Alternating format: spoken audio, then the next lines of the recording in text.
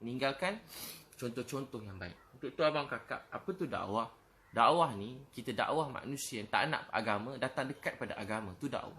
Malam nangis, ya Allah mereka tak tahu, tak faham, beri mereka hidayah. Ya Allah, mereka tak faham, tak tahu, beri mereka hidayah. Ya Allah, mereka tak faham, tak tahu, beri mereka hidayah. Ya Allah, mereka tak faham, tak tahu, beri mereka hidayah.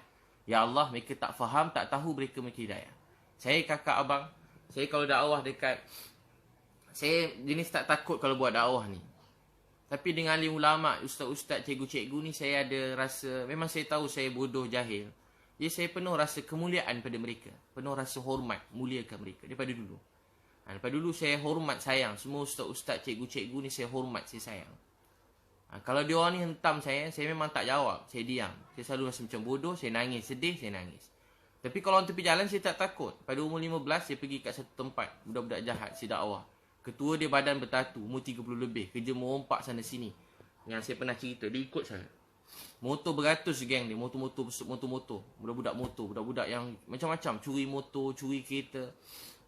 Saya dakwah dia. Alhamdulillah, ramai ikut saya. Mereka berubah. Sampai saya pernah cerita, dia berubah. Jadi sebaik-baik orang. Masa dia meninggal, masa kami berdakwah, tengah malam dia meninggal dunia. Tengah malam berdakwah, meninggal dunia. Orang baik. Sebab tu, kita tak tahu kesudahan seseorang. Tu jangan pandang rendah pada orang tepi jalan, pada budak-budak jahat. Mereka anak-anak kita, mereka keluarga kita. Ya Allah sayang mereka, mereka tak faham, tak tahu. Beri mereka hidayah. Jangan keji dia. Kita kalau baik sikit, dengki ke orang, benci. Benci orang jahat. Dia ni, mana mak opak dia tak pajar, tak ajar-ajar apa dulu. Teruk tu. Dia tak belajar agama, jahil murakab. Kalau orang baik sikit, tak boleh buat apa dah. Degil, jahat tu tak boleh buat apa. Tak sekolah tu degil. Manalah, tak adalah Islam ke tidak dia tu. Habislah agama dia, neraka lah tempat ni. Wah, macam tu dia cakap ke orang lain. Kalau orang jahat cakap begitu pada orang baik, munasabah, sebab hati dia sempit. Tapi kalau orang-orang yang belajar agama, orang yang takut pada Allah, keji orang jahat, jadi kat mana iman dan Islam dalam hati kita? Lepas tu kalau jumpa alim-alim yang benar-benar alim, mereka sangat memuliakan orang lain. Kalau orang jahat pun mereka sayang, ini kan pula pada orang baik-baik, mereka sayang. Kita tengok alim ulama' penuh rasa hormat, rasa respect, hormat pada mereka. Jadi tuan-tuan dan perempuan yang Allah SWT sayangi, tu bila sedih, jangan sedih, percaya kita ada Allah. Baca inna lillahi wa inna ilaihi raji'un. Semua daripada Allah, kembali pada Allah. Allahumma ajurni. Ya Allah, ganjar ke atas musibah ini. Dan gantikan dengan yang lebih baik. Percaya ujian ni sebab Allah sayang. Bagus juga bila orang cakap. Saya pula kalau orang makin cakap, makin semangat. Orang cakap, makin semangat. Makin semangat. Malam orang macam-macam. Saya order satu lori besar. Memang saya saja je. Orang kata, Ustaz nak tunjuk. Memang saya saja nak tunjuk. Memang saya nak menunjuk. Menunjuk apa? Supaya orang bukan Islam mudah-mudahan dapat hidayah. Memang saja nak menunjuk supaya orang-orang yang ni dapat cepat dibantu. Sekarang bukan soal siapa nak menunjuk, siapa tak menunjuk. Soalnya ramai orang lapar kat rumah. Sebenarnya soalnya ramai orang lapar kat rumah. Saya pergi rumah, ada banyak rumah, 30 rumah ada satu kami pergi. 30 rumah pergi hantar makanan. Keluar-keluar tak ada tangan ada. Ada yang tak ada kaki. Ada yang buta. Apa dia nak makan sekarang? Dia kerja apa? Dia kerja urut orang. Sekarang dah tak boleh urut orang yang buta. Tak boleh urut orang. Dapat duit, bantuan ada. Bukan tak ada. JKM pun ada, zakat pun ada. Tapi berapa sangat?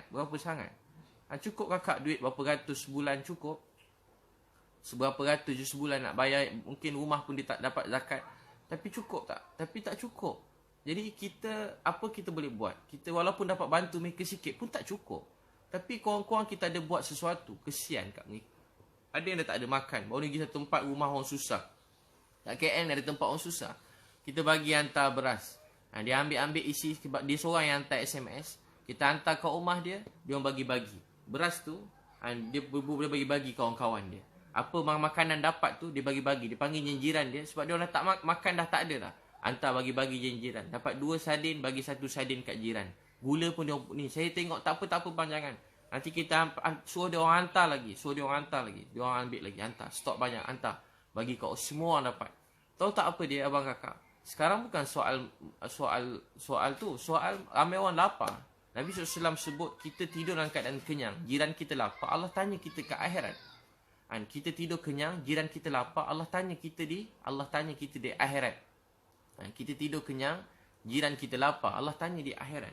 Jadi kita kena tolong seramai orang. Ini kan pula ada adik-beradik kita lapar, tolong dia. Ni waktunya. Bukan hari-hari datang COVID-19, datang waktu ni je. Di waktu ni untuk tunjukkan apa kita nak tunjuk pada Allah. Tunjuk ke Allah. Ada sekali Anas bin Nadar jumpa Nabi. Dia kata, ya Rasulullah, dia tak dapat pergi perang Badar. Dia sedih, nangis. Anas bin Nadar. Anas bin Nadar ni pakcik Anas bin Malik. Anas bin Malik. Anas bin Malik. Jadi, dia jumpa Anas bin Malik. Bila jumpa Anas bin Malik radhiyallahu anhu, bapa saudara Anas bin Malik. Dia tak dapat pergi Badar. Dia kata, ya Rasulullah, saya nak tunjuk pada Allah.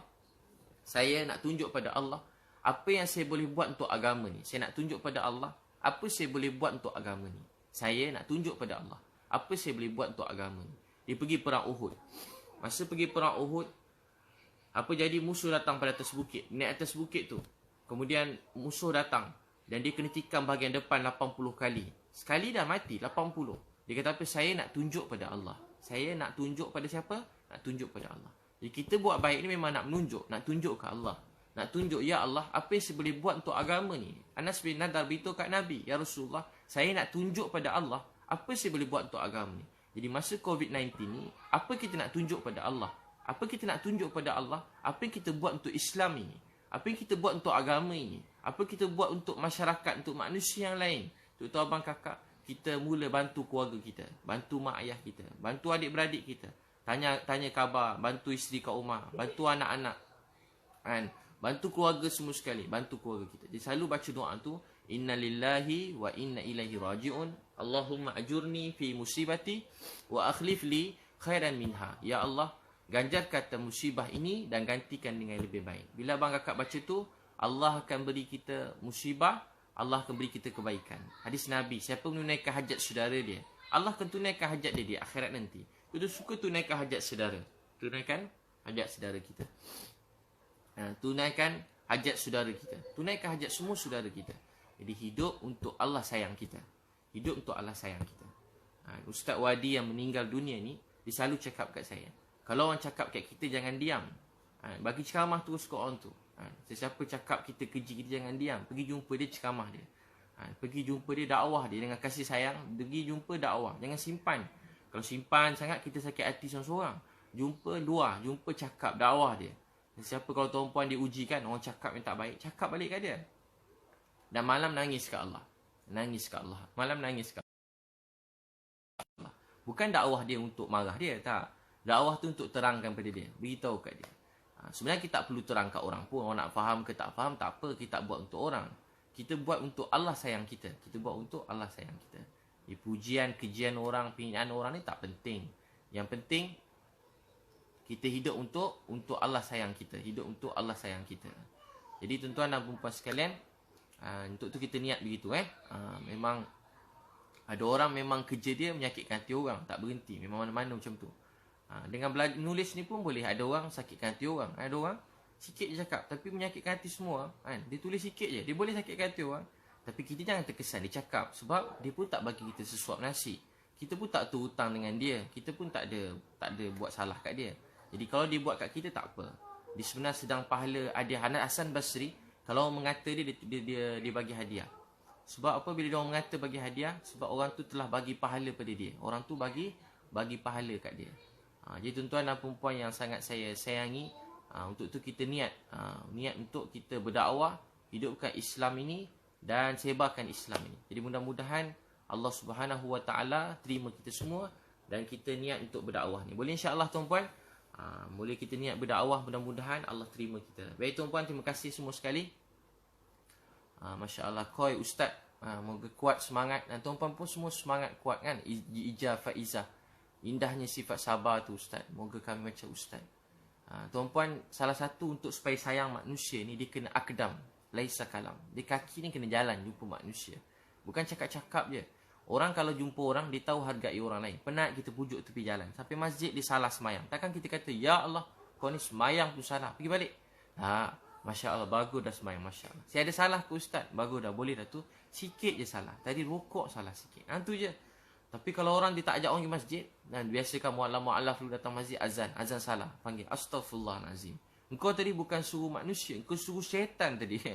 Dia cakap apa orang tu, saya ingat lagi dulu kat masjid. Kau bukan suruh manusia, kau suruh syaitan. Kau suruh syaitan.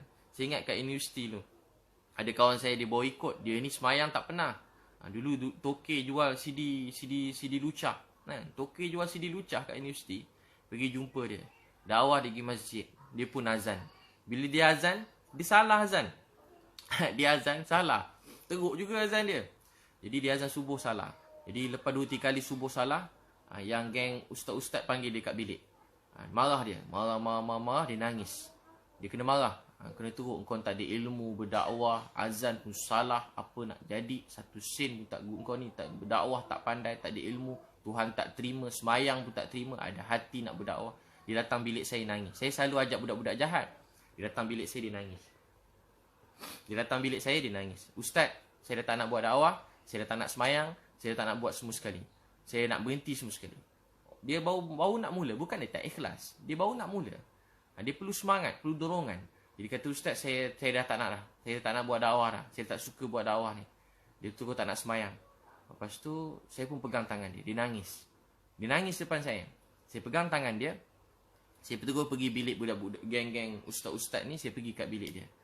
Sampai je kat bilik dia, banyak ustaz-ustaz kat ustaz-ustaz guru-guru saya yang bimbing saya. Saya dapat ni pada alim ulama. Tapi setengah, saya sampai kat satu bilik.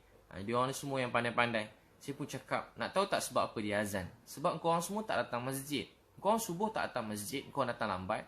Kau marah dia azan. Dia dulu jahil macam aku juga, Cina, tak kenal Tuhan. Sekarang Allah bawa dia kenal Tuhan.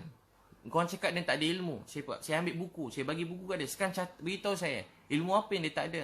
Dia tak ada ilmu mengenal Allah. Ilmu apa? Mengenal Allah. Baik, sifat 20 tak tahu. Baik, sekarang kau ajar sifat 20, dia belajar, aku pun nak tumpang belajar. Baik, cerita sifat pertama, Allah wujud. Apa maksud wujud? Allah ada, berlawanan tiada. Terang lagi. Dia tak bercakap, dia nak pergi ambil kitab. Wah, ilmu dalam kitab ke dekat jiwa? Kat hati, fikiran awak? Cerita, dia kena buka kitab dulu. Kena rujuk kitab balik, baru boleh ajar. Jadi awak pun tak tahu juga. Sebab awak kena tengok kitab, baru boleh ajar. Awak pun tak tahu juga. Saya boleh beritahu sifat 20 sekarang. Saya hafal. Saya pada kecil belajar. Segala puji-puji bagi Allah. Sekarang saya boleh hafal. Tapi saya tak pernah hina dia tak ada ilmu. Kita kalau cakap orang tak ada ilmu, jangan cakap kau tak ada ilmu. Bukan. Pegang dia, ajar dia apa ilmu dia nak tahu. Beritahu dia apa ilmu perlu. Cakap kat dia apa ilmu dia nak belajar. Ajar dia. Bukan cakap kau ni tak ada ilmu lah. Apalah kau ni semayang tak betul. Bukan. Pegang dia, ajar dia macam mana semayang. Itu cara menegur. Kan pernah dengar Sayyidina Hasan dan Husain radhiyallahu anhu ajar satu orang pakcik uduk salah. Itu cucu Nabi ajar. Dia kaki buku lali ni tak kena. Dia sapu air. Biasanya anak-anak kita ambil uduk kan kaki kena depan. Tak sampai buku lali ni kan kena lebihkan sikit kat ni. Macam kita ambil uduk kat gerangan. Jangan kat sini tengah-tengah ni. Begitu tak kena. Jadi lebihkan sikit sampai Abu Hurairah sampai ke atas. Ke kaki pun sampai ke atas. Jadi Hasan Husain radhiyallahu anhu kata pakcik, boleh tolong saya tak? Tegur saya. Dia kata dia uduk betul. Saya kata saya. Dia suruh pakcik tu betul kan. Sambil dia ambil uduk, dia beritahu tentang ilmu. Pakcik tu tanpa rasa dihina, dia pun sedar yang uduk dia salah. Dua-dua budak ni, maaf cucu Nabi SAW, Hasan dan Husain ni betul. Begitu cara menegur. Itu namanya dakwah. Itu namanya dakwah. Macam kita, doktor, nurse nak injek orang, kan dia gosok dulu. Lepas dia gosok, dia injek. Lepas dia injek, dia gosok balik semula. Tengok tu doktor, nurse. Kan pelan-pelan dia berbual, sesedar tanya khabar, pam, sesedar dah cocok dah. Dah hilang, tak rasa sakit. Dia gosok pelan-pelan. Begitu. Kalau kita nak nasihat orang, kita beri puji-pujian. Nak nasihat orang, kita beri begitu. Kemudian pelan-pelan kita gosok. Begitu cara tegur. Tegur orang kat tepi jalan, budak-budak. Daripada dulu ramai orang tak tahu kaedah dakwah yang sebenarnya dakwah ni kasih sayang daripada hati. Tapi kita selalu macam terus kalau utamanya budak-budak tepi. Tegur mereka dengan tengok budak-budak. Ustaz saya kata, nak tahu dakwah berjalan, kalau datang masjid tu ramai orang pakai seluar pendek masuk masjid, tu dakwah berjalan. Ramai orang bertatu masuk masjid, tu dakwah berjalan. Ramai perempuan tiba-tiba free hair masuk masjid, tu tanda dakwah berjalan. Kalau masuk masjid orang bukan-bukan, tu dakwah berjalan. Tapi kalau masjid semua dah pakai jubah, berjanggut-janggut macam saya ni dah, itu tanda orang sama datang masjid. Tapi kalau masuk masjid macam-macam orang masuk masjid, itu namanya dakwah. Jadi tuan-tuan dan puan-puan sekalian, itu dakwah. Dakwah ni apa dia? Kita mengajak manusia dan kasih sayang. Malam kita nangis pada Allah SWT. Ya Allah, beri hidayah pada dia. Dia tak tahu, tak faham, beri dia hidayah. Ya Allah, dia tak faham, tak tahu, beri dia hidayah. Ya Allah, dia tak faham, tak tahu, beri dia hidayah. Ya Allah, dia tak faham, tak tahu, beri dia hidayah. Jadi, tuan-tuan sekalian, itu sebenarnya saya selalu bagi semangat pada orang-orang yang putus asa daripada dulu. Buat dakwah, dia rasa putus asa. Dia rasa tak ada ilmu. Saya kawan banyak budak-budak jahat. Dulu banyak budak-budak jahat. Dia selalu bawa buat baik, dia orang kecewa. Rasa sedih kan. Dia kata ni tak betul, buat dakwah ni tak betul. Jadi saya cakap kat dia orang, kan, kalau dengar nama dakwah je orang dah takut dah kan. Jangan takut, ajak mereka dengan kasih sayang. Jadi tuan-tuan dan puan-puan sekalian, untuk itu iman ni, agama ni, dia untuk bawa manusia dekat dengan Allah. Dulu Quran tu senang. Dulu kenapa orang masuk Islam tak berhenti? Sebab Quran tu dalam hidup. Jadi orang senang faham Islam. Quran tu pada percakapan. Quran tu pada tingkah laku. Quran tu pada... Sekarang orang nak masuk Islam kena buka Quran. Orang makin tak faham Islam. Sebab susah nak kena orang jadi makin tak faham Quran. Sebab Quran tu tak ada pada diri manusia. Tuan-tuan jangan tengok saya. Tengok Quran lain, kami lain. Jadi Islam tu lambat tersebar. Ni Quran lain. Tapi kalau time dia dah tak ingat dah Quran. Sebab tu ada orang boleh ceramah pasal sabar. Habis dia keluar masjid, selipar dia hilang, dia pun mencarut kat luar tu sebab selipar dia hilang. Sabar dia tinggal dalam kitab tadi dalam masjid. Untuk tu tuan-tuan dan puan-puan yang sangat saya sayangi, dakwah ni, akhlak ni, kehidupan ni pada kehidupan kita. Membalas keburukan dengan kebaikan. Mendoakan mereka. Mendoakan orang yang menzalimi kita. Jadi kita doakan buat semua manusia dalam dunia. Ya Allah, ni COVID-19 ni, kita kena bersatu hati, berkasih sayang. Saling mendoakan. Saling mendoakan satu sama lain, jaga solat dan doakan semua orang. Ya Allah, mereka tak faham, tak tahu, beri mereka hidayah. Jamie New, aku tengok muka ustaz ni pun dah terbuka hati nak pergi masjid. InsyaAllah yang Jamie New, Masya Allah, tahniah bagus, Allah sayang. Allah yang beri hidayah, dia sayang. Jamie, Papa Liz, hari-hari saya buat dosa, ustaz doakan saya. Masya Allah, kita semua pun dosa, tapi yang terbaik minta ampun. Siapa yang rasa berdosa, cakap, Ya Allah, aku minta ampun, aku bertaubat pada engkau. Sungguh-sungguh pada hati, cakap kat mulut, Ya Allah, aku minta ampun, aku bertaubat. Astaghfirullah wa atubu ilaih. Astaghfirullah wa atubu ilaih. Cakap dengan ikhlas, Ya Allah, aku minta ampun, aku bertaubat nak balik pada engkau. Allah maafkan semua dosa dia, walaupun dosa daripada bumi sampai langit, sebanyak buih dalam laut, Allah maafkan. Kan hadis kan beritahu, walaupun satu buat dosa banyak, Allah kata, wahai hamba aku, mari sini minta ampun, aku ampunkan kamu. Pada pagi sampai malam buat dosa, Allah kata, wahai hamba aku, kamu minta ampun, aku ampunkan kamu. Malam dia buat dosa sampai pagi. Pagi-pagi tu lepas buat dosa, apa-apa dosa besar dia buat, Allah kata, wahai hamba aku, kau minta ampun, aku ampunkan kamu. Walaupun 24 jam Allah bagi nikmat, esok orang tu langgar lagi. 24 jam Allah bagi lagi nikmat, bagi lagi nikmat. Maksud tu degil, buat dosa. Allah kata, wahai hamba aku, marilah dekat pada aku nak ampunkan kamu. Aku sayang pada kamu. Dekatlah, kembalilah pada aku. Jadi Allah sangat sayang kita. Jangan putuskan harapan sesiapa kepada Allah. Ni COVID-19 datang. Bukan Allah benci kat kita, dia sayang kat kita.